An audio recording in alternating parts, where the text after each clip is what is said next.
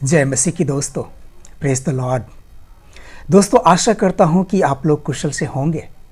मैं भी कुशल से हूं, हमारे प्रभु यीशु मसीह की दया और कृपा से। दोस्तों, मिस्र का फिरौन थुटमोसेस तृतीय के शासन काल में उनका एक वजीर हुआ करता था जिसका नाम था लेखमीरे। दोस्तों, लेखमीरे के कब्र के दीवार पर जो पेंटिंग पाई गई है उससे यह प्रमाणित हो चुका है कि यहूदी लोग मिस्र में गुलाम थे। दोस्तों, मैं मिस्र के इतिहास के विषय में एक महत्वपूर्ण जानकारी आपको देना चाहता हूं, और वो जानकारी यह है कि मिस्र के राजघराने से संबंधित कोई व्यक्ति या कोई उच्च अधिकारी, और जब इनकी मृत्यु होती थी तो वहाँ के रीति रिवाज के अनुसार उनको मम्मी बना दिया जाता था और एक कमरे नुमा, एक काफ़ी बड़ा कमरे नुमा कब्र में रख दिया जाता था और उनकी ज़रूरत की सारी चीज़ें भी वहाँ रख दी जाती थी। ऐसा उन लोगों का मानना था कि दूसरी दुनिया में भी इन सब चीज़ों की ज़रूरत होती है। इतना ही नहीं दोस्तों, उसने अपने जीवन काल में जो भी कार्य किए हैं उन सब का विवरण एक पेंटिंग के रूप में उनके कब्र के दीवार पर बना दिया जाता था। उनके कब्र के दीवार पर उनके जीवन काल में जितने भी कार्य वो किए हैं उन सबको पेंटिंग के रूप में बना दिया जाता था।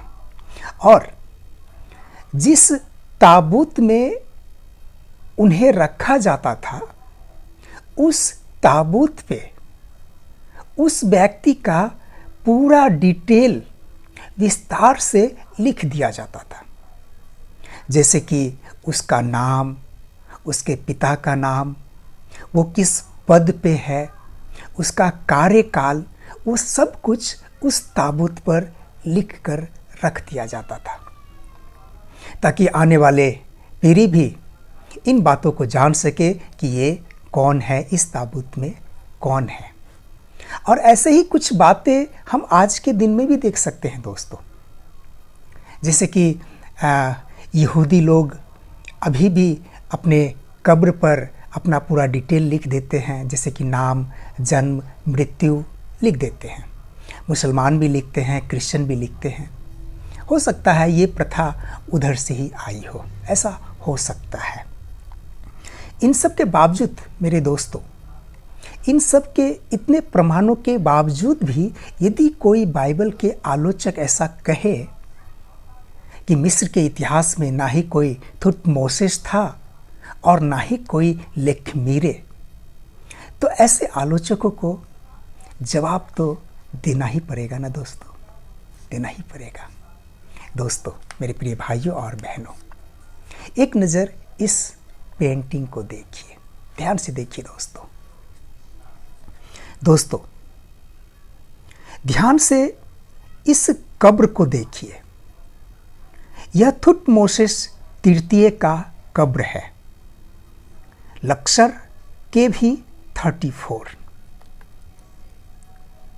इस कब्र की खोज दोस्तों 1898 ईस्वी में विक्टर लोरेट के कर्मचारियों ने की थी, राजाओं की घाटी में। दोस्तों, यह थुटमोसेस तृतीय का कब्र है। दोस्तों, ध्यान से इस ताबूत को देखिए।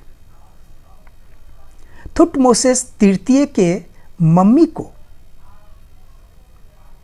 सुरक्षित रखा गया था।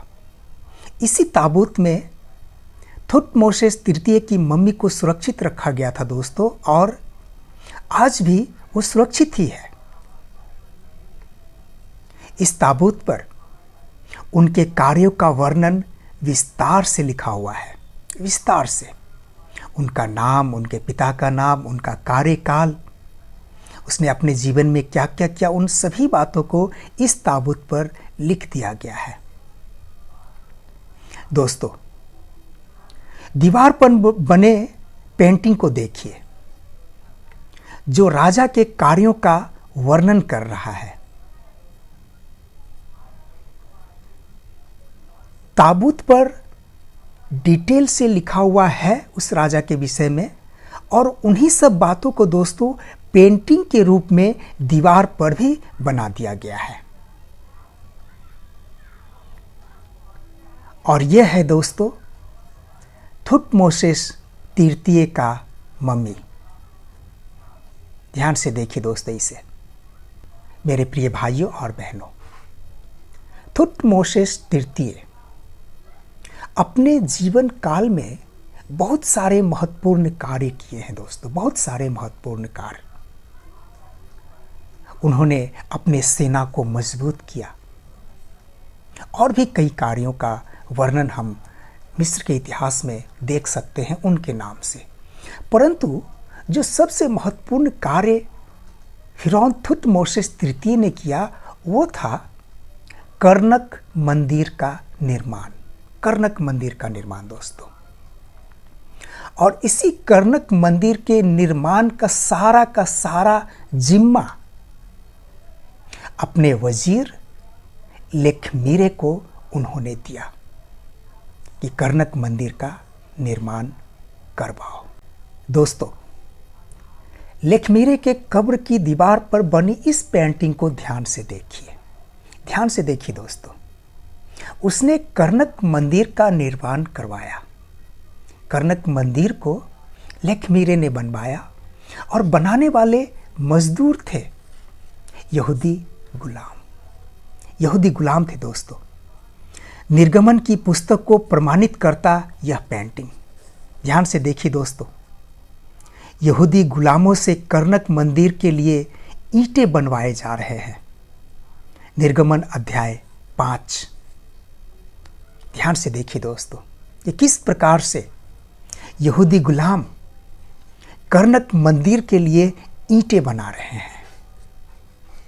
मेरे प्रिय भाइयों और बहनों, यह है कर्नक मंदिर का खंडर जो आज की तारीख में इतना भव्य है, इतना भव्य है दोस्तों।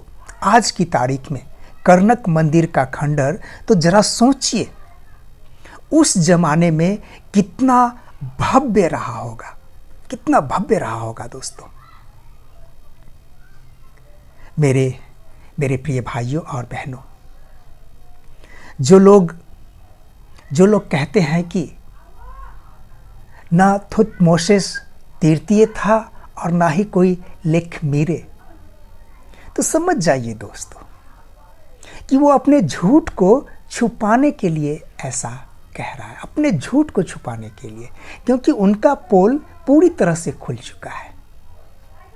बाइबल के आलोचक जो विशेष करके निर्गमन के पुस्तक को एक फेक पुस्तक बताते थे, मूसा को एक फेक कैरेक्टर बताते थे, परंतु दोस्तों आज इतने सारे प्रमाण मिल चुके हैं, इतने सारे प्रमाण मिल चुके हैं कि बाइबल के आलोचक का मुंह बंद हो चुका है, और वो अपनी गलतियों को छुपाने के लिए, अपने झूठ को छुपाने के लिए इस प्रकार की बहकी बातें करते हैं कि मिस्र के इतिहास में कोई थुटमोसेस नहीं है, कोई लेखमीरे नहीं है। तो समझ जाइए दोस्तों, वो अपनी झूठ को छुपाने के लिए ऐसा कह रहा है। मेरे प्रिय भाइयों और बहनों, आज के लिए बस इतना ही। फिर मिलते हैं दोस्तों एक नई जानकारी के साथ अगले वीडियो में। तब तक के लिए जय मसीह की। प्रभु आप सबको बहुत आयत से आशीष प्रदान करे। आमीन। दोस्तों, यदि मेरा ये वीडियो आपको अच्छा लगा हो, आप कुछ जानकारियों को प्राप्त किए हों, तो ज़रूर सब्सक्राइब कीजिए, लाइक कीजिए, कमेंट कीजिए, अपने दोस्तों के साथ, विश्वासी भाई बहनों के साथ शेयर भी कीजिए।